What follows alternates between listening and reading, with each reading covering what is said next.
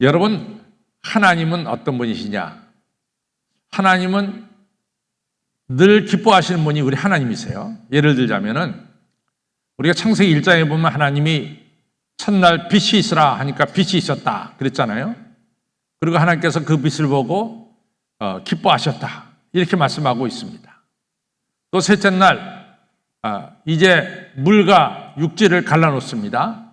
그래서 바다가 생기고 이제 땅, 무시 생기고 산이 생기죠. 그 다음에 그 안에서 이제 생물들이 뛰어놀죠. 그것을 하나님께서 보시기에 심히 좋았더라 이렇게 말씀하고 있습니다. 하나님은 창조 때부터 하나님의 창조물을 보면서 기뻐하신 분이 하나님이십니다. 또 창세기 1장 31절에 여섯째 날이 다 끝나고 모든 만물을 창조하신 뒤에 하나님 보시기에 심히 기뻐하셨다. 하나님이 너무나 창조물을 보고 기뻐하신 분이 우리 하나님입니다.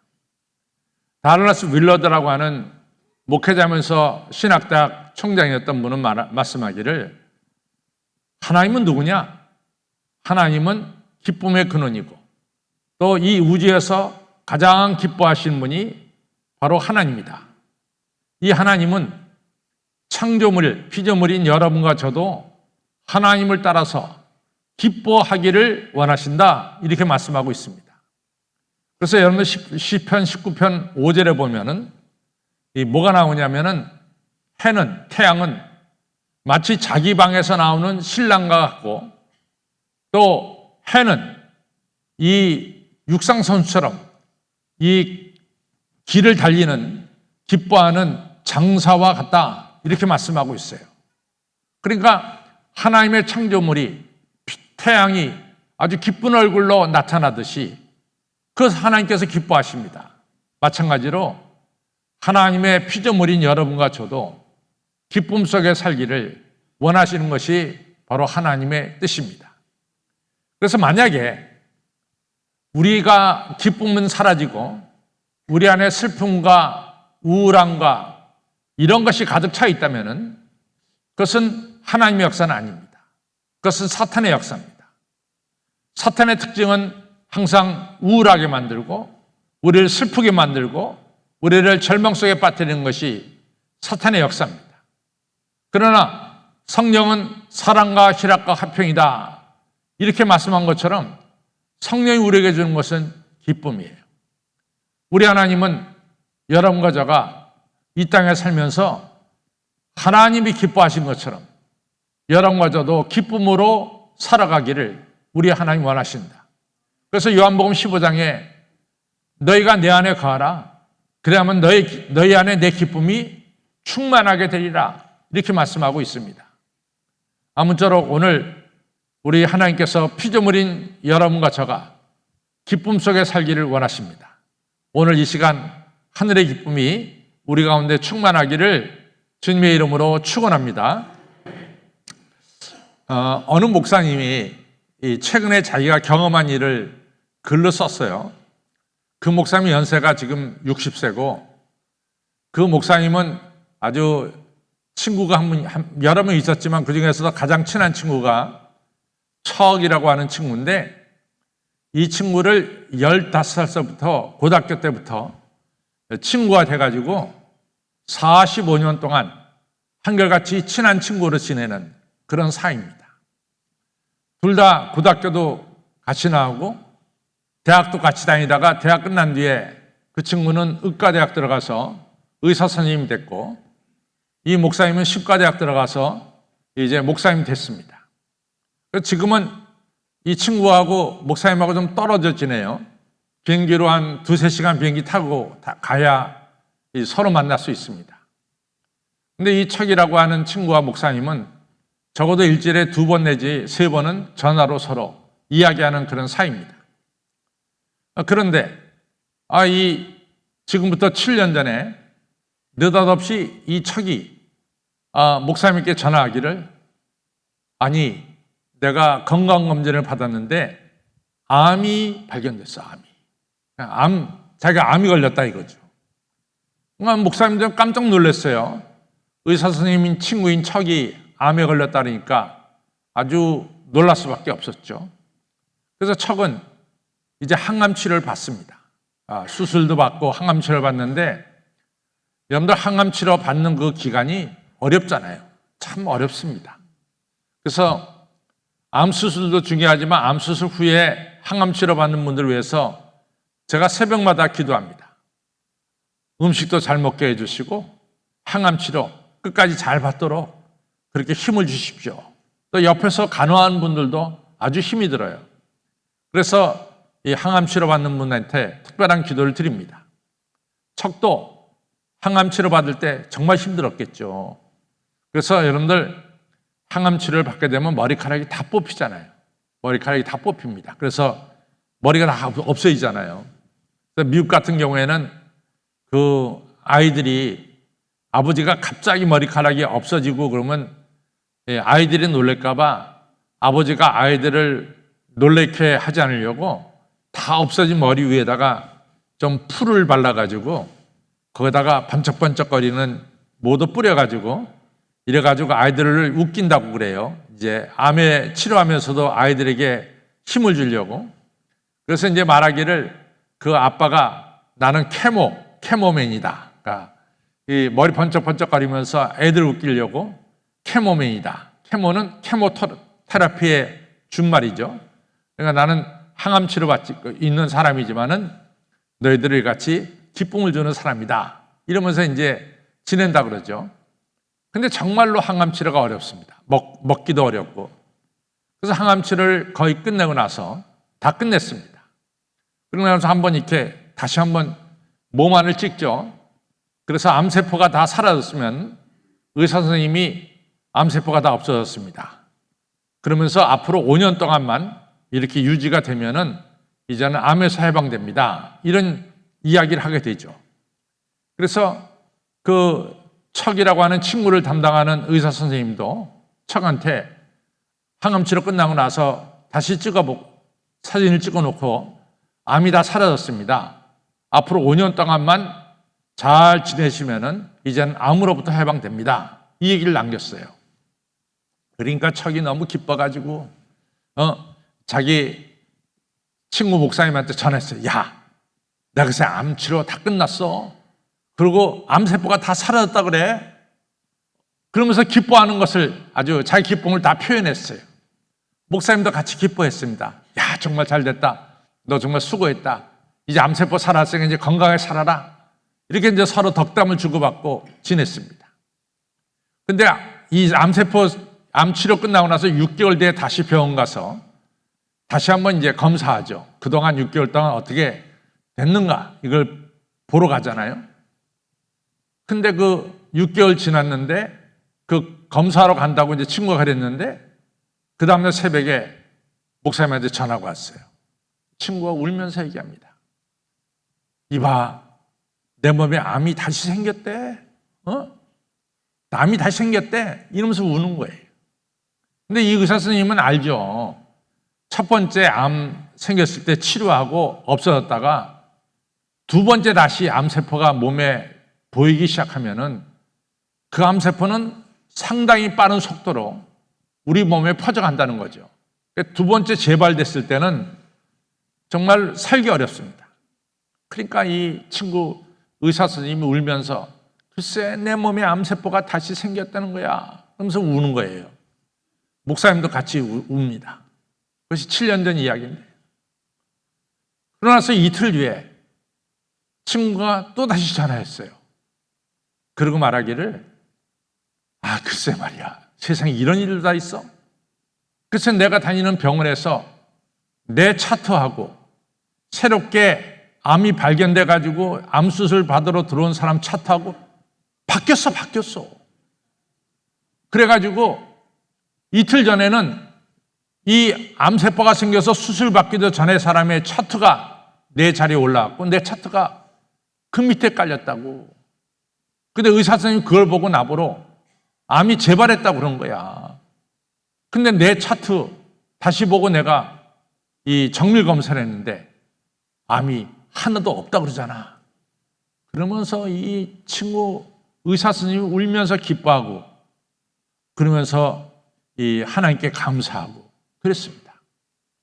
근데 이 암세포 이 치료받은 의사 선생님이 이런 얘기를 합니다. 참 중요한 얘기를 하는데, 자기가 6개월 전에 이 암 치료가 끝나고 암세포가 다 없어졌다고 했을 때 정말 기뻤대요. 첫째는 내가 항암 치료를 잘 끝냈고 성공적으로 끝냈고 내 몸에 암세포가 다 사라졌다. 너무 기뻤다. 이렇게 얘기합니다. 아주 기뻤다는 거예요.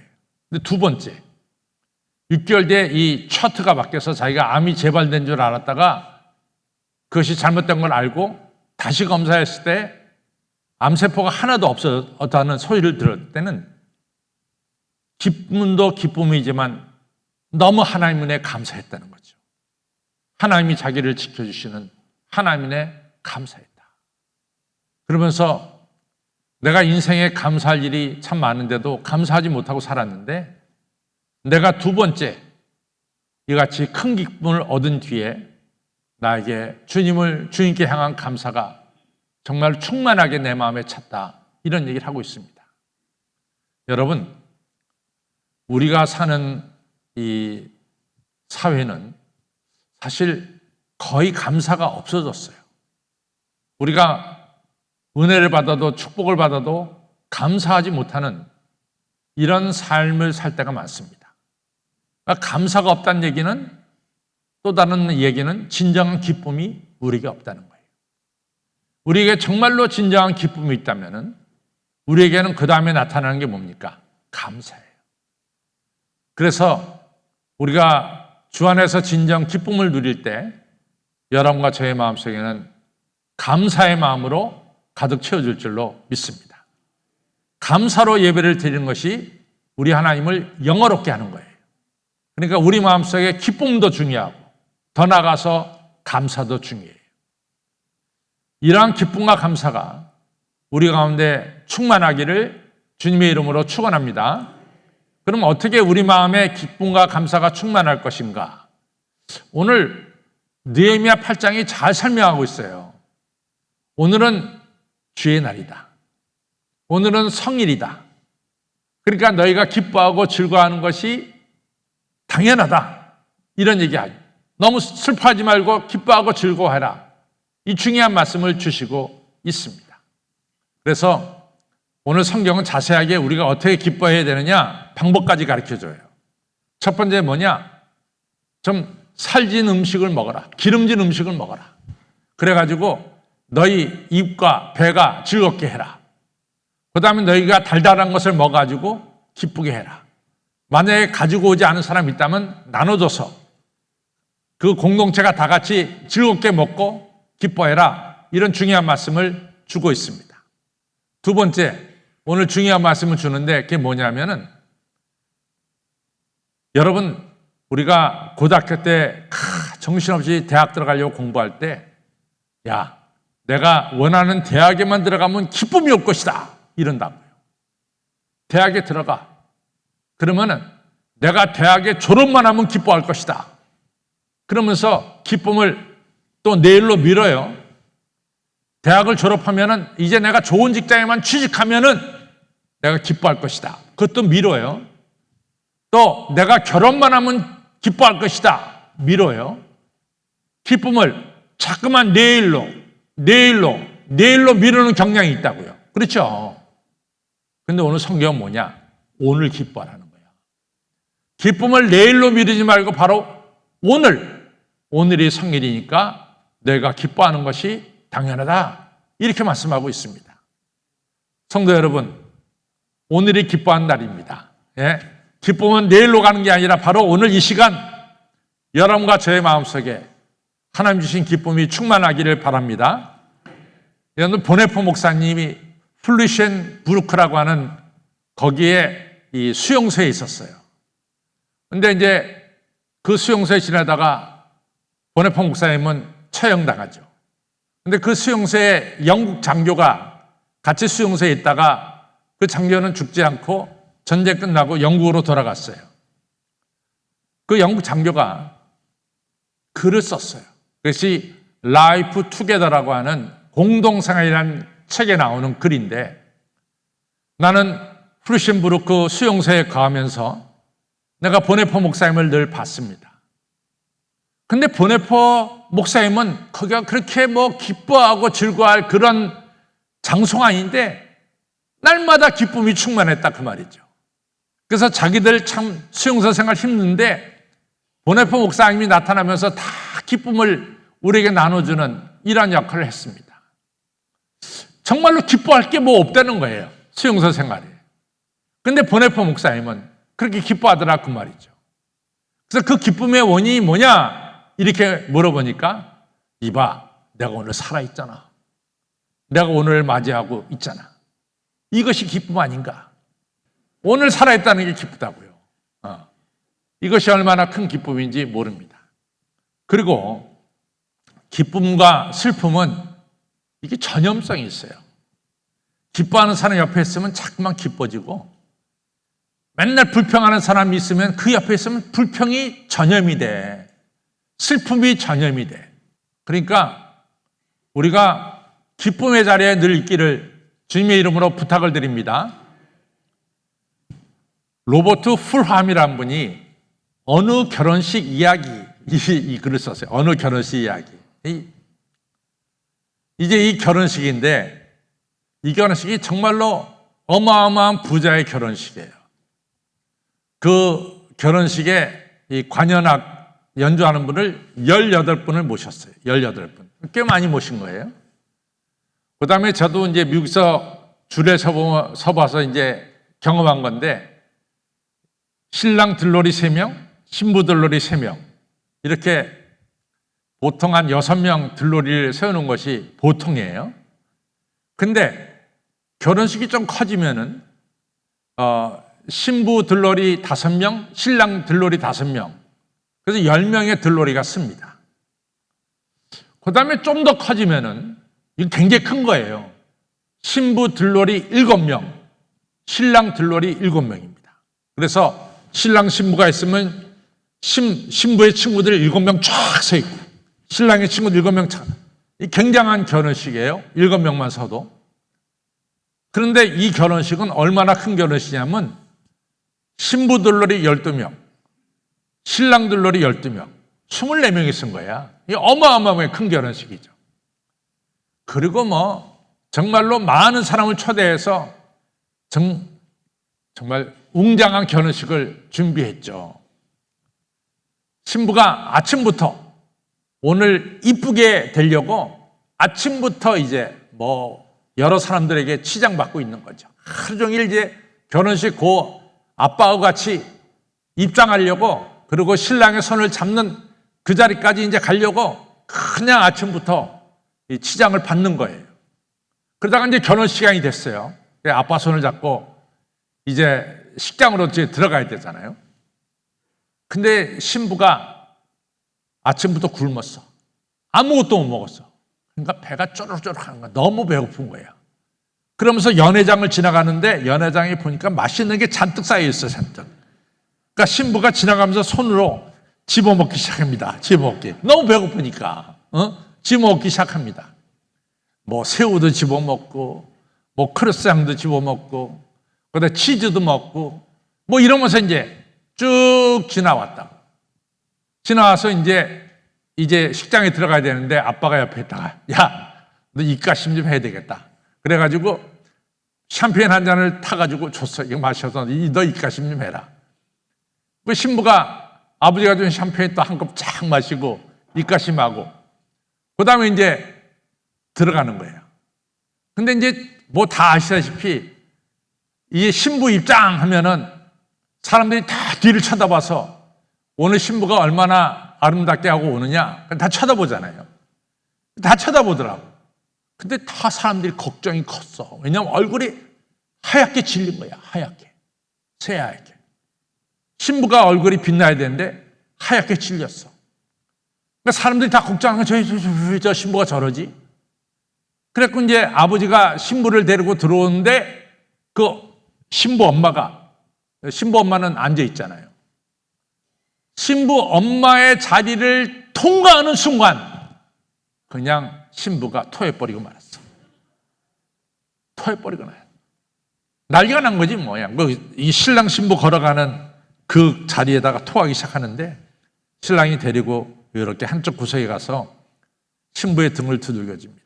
그래서 다 토하도록 두들겨줬어요. 그리고 이제 거의 끝났을 때 다시 신랑이 신부 손을 잡고 강단 앞에 목사님 앞에 섰어요. 그래서 이제 결혼식이 재개가 되는 거죠. 그 목사님이 다 주례사 끝나고 다 끝내고 나서 미국 결혼식의 맨 마지막에 뭐가 있습니까? 신랑 신부의 키스가 있다고. 그게 미국 결혼식에 꼭 키스하잖아요. 그래서 베일을 벗고 키스시키기도 하고 그러는데 신랑이 언제 그랬냐는 듯이 그냥 격렬하게 신부한테 키스하는 거야. 언제 그랬는 듯이. 그러니까 사람들이 다 쳐다보는, 언제 그런 일이 있었냐는 듯이 키스하는 거죠. 그러고 나서 이제 결혼식이 잘 끝났습니다. 여러분들 그 결혼식 어떻게 생각하세요? 성공적인 결혼식입니까? 아니면 조금 실패한 결혼식입니까? 네? 네. 그러고 나서 10년 뒤에 결혼식 10년 파티가 있었습니다. 근데 이 신부의 엄마도 참 재밌는 게 뭐냐면 그날 자기 딸 결혼식에 카메라 3대를 동원해가지고 다 찍어버렸어. 그걸 갖다가 다 찍어가지고 10년 뒤에 결혼식, 10년 전에 결혼식을 셀레브레이트 하는데, 기념하는데 그걸 다 돌린 거야. 뭐 웃음바다지 뭐 난리가 된 거지. 그런데 그 결혼식은 정말 해피 메리지였어요. 너무너무 행복한 결혼식이었어요. 신부가 말하기를 나는 너무너무 행복한 결혼식을 가졌습니다. 이렇게 얘기하는 거예요. 자기가 토했음에도 불구하고 너무나 행복한 결혼식이었다는 거죠. 왜냐하면요, 제 옆에 신랑이 있었어요. 제가 토할 때도 신랑이 등 두들겨 줬고, 또 저를 이 목사님 앞에 데려갔고, 또 저한테 키스를 해줬어요. 제 옆에 신랑이 있었기 때문에 그 결혼식은 행복한, 너무나 기쁜 그런 결혼식이었습니다. 이렇게 고백하는 거예요. 여러분 동의하세요? 동의하세요? 우리 옆에 누가 계세요? 신랑 대신 예수님이 계시잖아. 신랑 대신 누가 계세요? 왜 이렇게 대답을 못 하시지? 우리가 마지막 날에 어린 양의 혼인잔치가 있는데 어린 양은 예수님이고 어린 양의 대상은 뭡니까? 교회 아니에요. 그 혼인 예식에 초대받은 성도들은 복이 있도다. 계시록 17장에 19장에 분명히 나오잖아요. 우리 옆에 누가 계세요? 예수님이 계시잖아. 예수님 뭐요? 기쁨의 근원이고 행복의 근원입니다. 기쁨의 근원, 행복의 근원 대신 예수님이 나와 함께 계시니 나는 뭐요? 기쁘고 즐겁다. 이렇게 되는 것이죠. 여러분, 오늘은 성일입니다. 오늘은 기쁜 날입니다. 내 옆에 누가 계세요? 예수님이 계십니다. 너무나 그냥 목사들이 죽어가 오늘 기쁨의 얘기하는데 슬픔의 얘기하는 것 같아. 왜들 그러시지? 저 따라 오늘은 성일입니다. 제 옆에 기쁨의 근원 되시는 예수님이 계십니다. 나는 기쁩니다. 옆에 분들에게 말씀하세요. 예수님이 계시니 나는 기쁩니다. 시작!